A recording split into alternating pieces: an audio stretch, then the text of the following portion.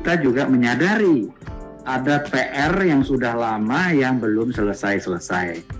2005 ya sudah dilakukan pendataan dan sejak itu pejabat pembina kepegawaian sudah dilarang mengangkat tenaga honorer. Kalau kita ingat awal 2006 waktu itu diangkat tenaga honorer tanpa tes lebih dari 800.000 orang dari 900.000 yang terdata. Jadi ini langkah yang sudah dilakukan oleh pemerintah untuk menyelesaikan tenaga non-ASN atau tenaga honorer ini sejak 2006. Dan masih ada sisa ya kawan-kawan yang tercecer waktu itu kemudian didata ulang ya. Begitu didata ulang 6 tahun kemudian datanya membengkak menjadi 600-an ribu lagi, jadi 11 kali lipat meningkatnya. Dan ini oleh kawan-kawan Panselnas ya, BKN, Pan-RB, Kemdikbud dan lain-lain itu diberikan kesempatan untuk kawan-kawan ini mengikuti seleksi dari tahun ke tahun. Itu dilakukan. Sudah lebih dari 1 juta tenaga honorer itu kemudian diangkat menjadi PNS ataupun P3K sejak tahun itu. Nah, merefresh kembali, Undang-Undang ASN nomor 5 2014 sudah menyebutkan bahwa ASN itu hanya terdiri dari PNS dan P3K. PNS kita tahu ya, pegawai yang relatif tetap punya harapan untuk mendapatkan pensiun. Sebelah kiri dan kanan saya ini PNS ya. Kemudian ada P3K.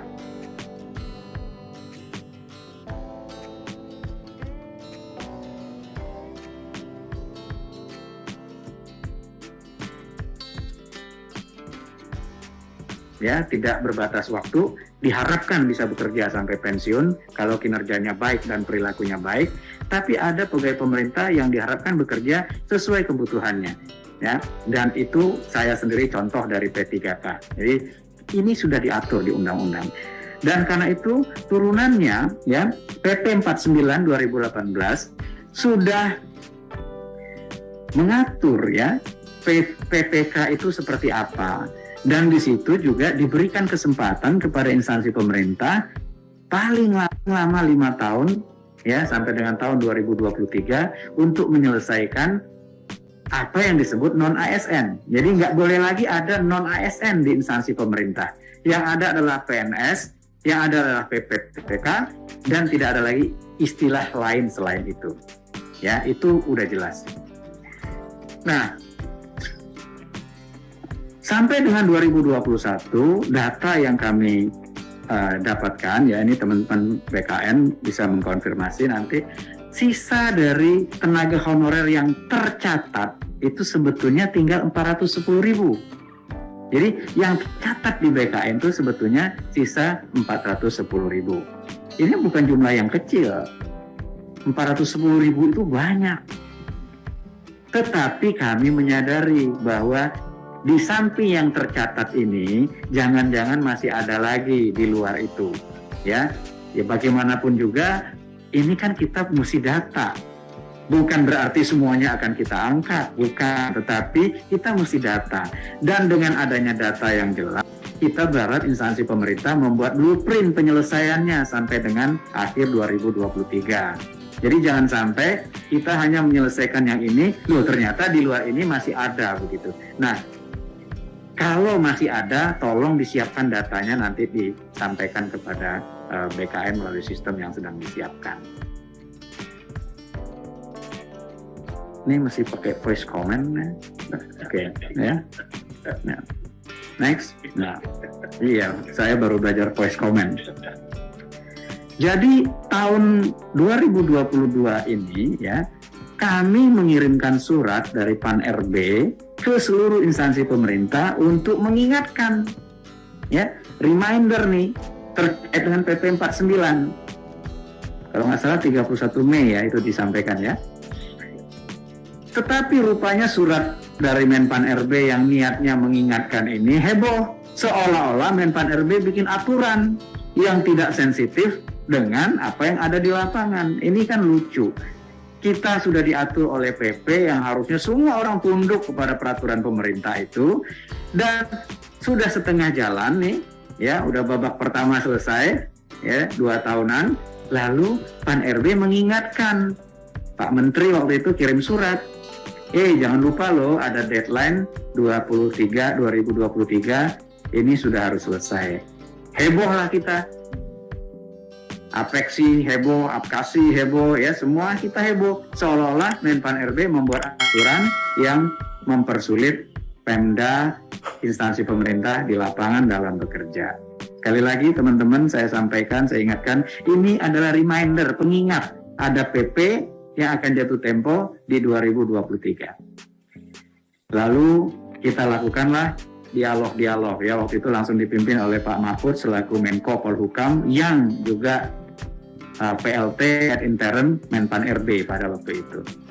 Nah, disampaikan bahwa ini memang tidak mudah, tetapi harus kita selesaikan karena ini mandat dari undang-undang yang diturunkan melalui PP 49. Ya, jadi ini memang tidak mudah, tapi harus kita selesaikan. Karena itu, next, panjangan nih nextnya. Ya. Jadi kami 22 Juli menyampaikan surat kepada teman-teman agar data non-ASN ini dirapihkan di semua instansi pemerintah. Gunanya apa? Agar teman-teman di instansi pemerintah mudah menyelesaikannya. Nah kalau datanya nggak rapi, bagaimana mau diselesaikan kalau datanya aja nggak rapi? Itulah sebabnya kita minta didata, ya. Nah, tetapi mendata ini jangan pakai iming-iming, dijanjikan mau diangkat, mau di ini tadi yang disampaikan oleh Pak Abah. Kita mau tahu seberapa berat ini persoalan yang mesti kita selesaikan dan bagaimana proses penyelesaiannya. Apalagi jangan ditambah-tambahin. Ini mohon maaf, saya mendapat informasi dari lapangan, ada yang menjual, bayar agar datanya masuk ke dalam pendataan ini. Saya mohon kepada Bapak Sekjen selaku PYB, ya, Sekda, Pestama, Provinsi, Kabupaten, Kota, tindak tegas kalau ada ASN yang memperjualbelikan daftar nama tenaga honorer ini. Dan tenaga honorer yang diperlakukan seperti itu, ya, yang dimintain uang, laporin, ya. Insya Allah kalau Anda berbuat baik, rezeki Anda akan terbuka juga ke depan, ya. Kita tidak menjanjikan yang macam-macam, tetapi insya Allah kalau orang niatnya baik memperbaiki bangsa ini, mengurangi praktek-praktek yang koruptif, insya Allah jalannya akan terbuka. Jadi kami mohon jika mendengar informasi ada yang menjual agar nama Anda dimasukkan sebagai honorer, Anda harus bayar 15 juta, 10 juta, 5 juta, 200 ribu, 10 ribu, laporkan, tindak tegas segera. Karena ini jelas melanggar PP disiplin yang sudah kita sosialisasikan juga dari waktu ke waktu. Jadi mohon pendataan ini jangan ditambah-tambahin lagi. Hidup ini sudah berat, kata Dilan, jangan ditambah-tambahin lagi, ya. Tolong kawan-kawan bisa memahami ini, ya. Jangan ada iming-iming, janji-janji yang tidak mungkin bisa kita penuhi, ya. Next. Karena itu kami menyadari proses penyelesaian tenaga honorer ini tidak mudah. Ini persoalan yang kompleks. Karena itu solusinya mungkin tidak tunggal. Nggak bisa kita one size fits all solusinya. Solusinya diangkat semua. Solusinya diafirmasi semua. Nggak bisa begitu, ya. Karena ini persoalannya kompleks, kebutuhannya beda-beda. Karena itu harus kita seimbangkan antara efektivitas organisasi dan ketersediaan anggaran fiskalnya kita dengan kebutuhan versus keinginan. Kalau keinginan kita sih semua orang diangkat, keinginan kita. Tapi tentu kita harus bicara kebutuhan, ya. Kebutuhannya apa? Karena kita juga mesti sadar keberadaan kawan-kawan non-ASN ini motifnya tidak sama. Karena itu solusinya tidak boleh sama, ya. Motifnya tidak sama. Ada yang motifnya memang dibutuhkan oleh organisasi. Kita carikan caranya bagaimana menyelesaikan kebutuhan itu. Ada yang motifnya, mohon maaf, agak KKN-KKN-an dikit. Ya, ada kerabat kita nganggur di rumah, ada adik kita nganggur di rumah, ada ponakan kita nganggur di rumah, kita bawa honorer dulu ke kantor, nanti kita carikan formasinya dan segala macam. Ini ada dan banyak. Dan motif ketiga adalah janji-janji politik. Ya, kalau saya terpilih, maka saya akan angkat sekian ASN, diawali dengan honorer dulu dan lain-lain. Ini ada dan banyak juga. Jadi kawan-kawan mesti memahami semua bahwa dengan motif yang berbeda ini solusinya tidak boleh sama. Kalau yang butuh, ayo kita selesaikan kebutuhannya. Kita carikan anggarannya sepanjang itu masih pantas, porsi dari anggaran Bapak Ibu semuanya, silahkan dicarikan, kami akan perjuangkan. Tetapi yang dua terakhir tadi, tolong juga diselesaikan dengan cara-cara tadi. Karena masuknya karena kerabat, coba keluarkan juga dengan cara kekerabatan. Ya, kalau misalnya adik saya dulu saya angkat jadi honorer, ya, kemudian sekarang saya berkewajiban untuk memberhentikan adik saya. Sorry dek, ya, udah nggak ada lagi nih, ya, karena pekerjaanmu tidak dibutuhkan dulu karena saya membutuhkan kamu sebagai adik. Nah, tolong diselesaikan secara kekerabatan. Kalau ada pejabat yang berjanji-janji politik, tolong pejabatnya selesaikan juga. Kalau pejabatnya udah diganti, ya pejabat yang baru tolong diselesaikan begitu. Jadi ini kita harus punya tanggung jawab untuk menyelesaikan itu. Kita tidak lagi mencari siapa yang salah dulunya, karena kalau kita bicara siapa yang salah dulunya, ini dosanya berjamaah. Lebih baik kita bicara bagaimana menyelesaikan ke depan. Selesaikan satu-satu sesuai dengan kebutuhannya dan seimbangkan antara keinginan dan kebutuhan dengan efektivitas dan anggaran. Kalau keinginan kita semua orang kerja, ya, keinginan kita. Tapi kebutuhan dan anggarannya bagaimana? Nah, karena itu kami sudah menyiapkan gambar besar alur penyelesaian. Pertama pemetaan dulu. Sampai sekarang ini belum rapih pemetaannya. Inilah nanti akan dibantu oleh Pak Armen menyiapkan tempat agar kita betul-betul bisa memetakan ini dengan baik. Setelah petanya utuh, kita akan buatkan kebijakan satu persatu, ya. Kemudian kita akan selesaikan satu persatu. Karena ini nggak bisa, sekali lagi, satu solusi tunggal yang bisa menyelesaikan semuanya. Contoh, setelah kita petakan misalnya ada tenaga guru. Kami nanti akan ngobrol dengan Kemdikbud-Ristek. Dan ini sudah dilakukan. Kita udah bicara dengan Kemdikbud. Kemdikbud ada kebutuhannya nggak? Ada. Ini ada orangnya. Ayo kita selesaikan. Jadi Permenpan nomor 20 2022 siapkan sedemikian rupa yang insya Allah kalau kita semua komit, insya Allah tenaga guru selesai, ya, yang honorer lebih dari 3 tahun, apalagi yang pernah ikut tes, yang sudah lulus passing grade, itu melalui Permenpan 20 2022 akan dapat prioritas di formasi di tempat mereka sekarang. 2, tenaga kesehatan. Kami sudah diskusi dengan Kemenkes. Kita memang butuh. Tenaga kesehatannya ada, tapi datanya masih berantakan. Tolong dirapihkan segera, karena kami akan siapkan Permenpannya untuk memberikan kesempatan kepada non-ASN tenaga kesehatan yang memang dibutuhkan untuk disediakan anggarannya. Satu persatu demikian. Ya, tenaga administrasi. Kita lihat lagi tadi, sudah 42% pelaksana. Apakah masih wajar kalau kita merekrut tenaga administrasi dalam jumlah yang besar? Ya, kalau tidak, tentu mesti kita selesaikan. Silakan nanti alur yang kami siapkan dijadikan rujukan oleh instansi pemerintah selesaiannya. Jadi satu persatu kita akan mapping, satu persatu akan kita selesaikan. Solusinya tidak sama, ya, kawan-kawan. Solusinya tidak sama karena ada kebutuhan, ada anggaran sebagai limitasinya, ada keinginan, ada supply yang sebagai pertimbangan kita. Nah, jadi terkait dengan guru, ini banyak sekali komplain dari daerah. Jangan khawatir, karena guru, jumlah formasi yang dihitung oleh Kemdikbud masih lebih besar daripada yang pernah diusulkan oleh Pemda. Karena itu kami optimis sekali, guru yang memang sudah mengajar lebih dari 3 tahun, insya Allah ada kok anggarannya. Jadi nggak usah khawatir Pemda. Dan itu sudah dituangkan di dalam Permenpan 20/2022, proses penyelesaian tenaga guru ini. Tapi tentu harus ada proses seleksinya, karena seleksi itu kan amanat dari undang-undang. Nah, seleksinya bagaimana? Kami akan mencoba membuat sesimpel mungkin ya untuk mengafirmasi itu. Nah, kalau ada yang tidak bisa diangkat karena misalnya ada checklist validasi yang tidak memenuhi ya, tentu harus diberhentikan.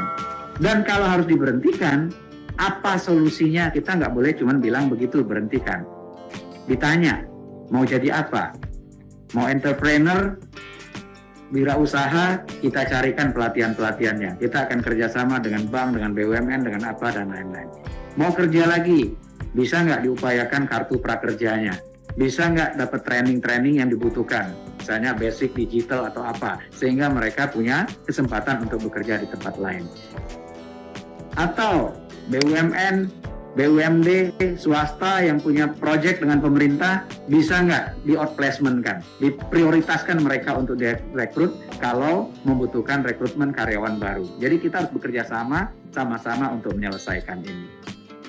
Dan jika Pemda atau instansi pemerintah punya sedikit kelebihan anggaran, ya silakan disiapkan uang pisah atau apa untuk mereka yang bekerja sudah lama. Tapi prinsipnya tenaga guru kalau nggak ada yang aneh-aneh saja, ya setelah bekerja lebih dari 3 tahun, insya Allah ya yang aneh-aneh itu misalnya anti NKRI misalnya ya, intoleran atau apa ya tentu kita nggak bisa karena kita punya kompetensi sosiokultural yang menjadi persyaratan untuk kita cek apakah itu memenuhi atau tidak. Kedua, misalnya nakes. Nakes ini juga kami sudah berdiskusi dengan kawan-kawan di Kementerian Kesehatan. Mungkin pakai next dulu. Next, nah ya.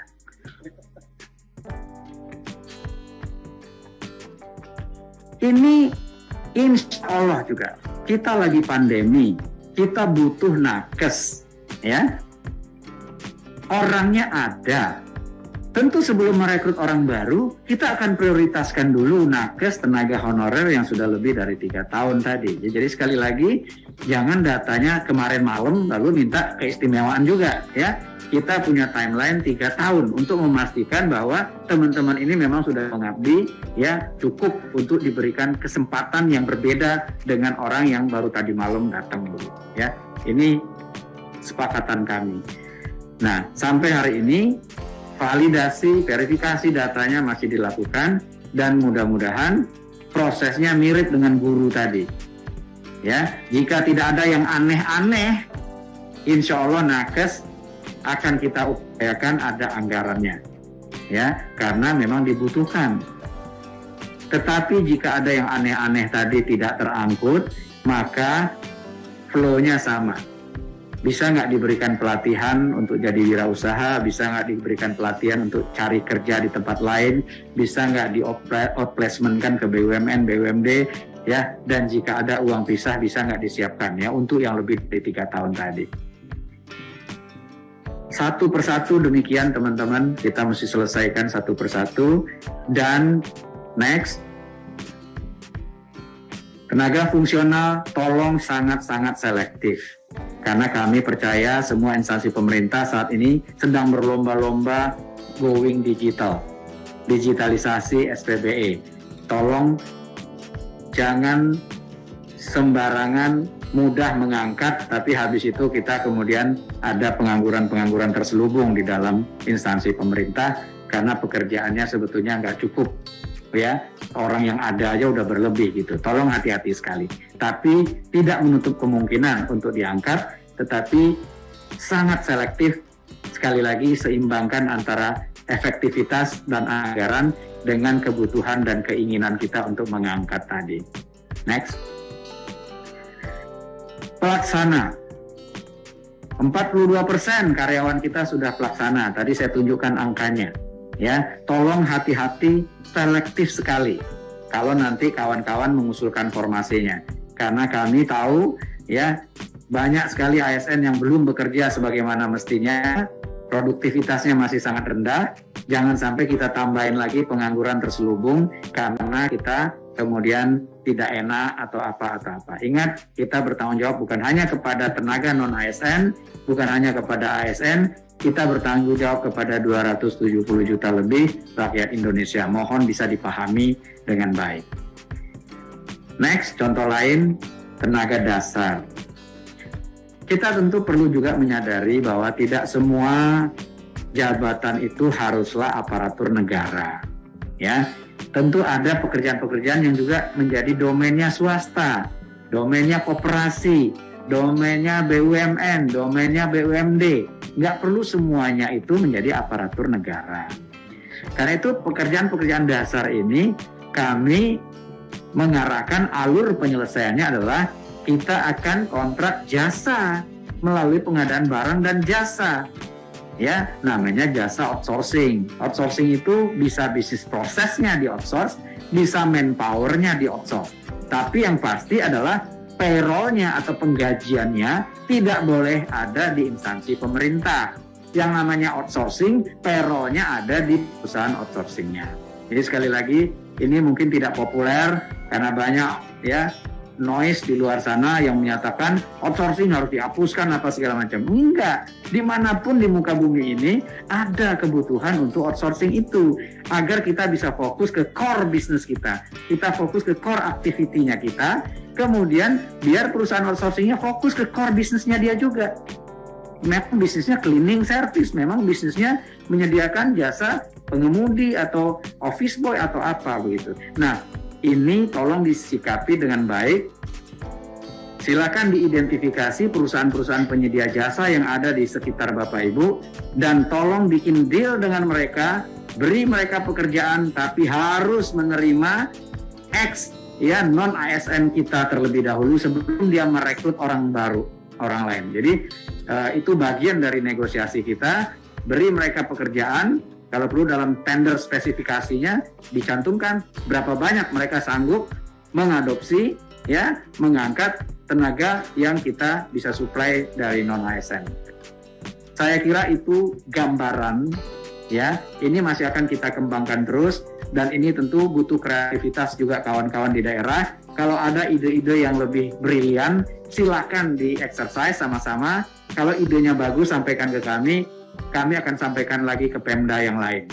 Salah satu contoh yang bagus, mohon maaf walaupun belum dieksekusi ya, saya sudah bertemu dengan Gubernur Kaltara bulan lalu dan Pak Gubernur punya komitmen membuka penanaman modal di daerah, mengundang investor untuk masuk dengan catatan kami punya 10.000 outsourcing, non-ASN, tolong diprioritaskan untuk rekrutmen jika kalian buka pabrik di sini atau buka usaha di sini. Menurut kami ini ide yang brilian.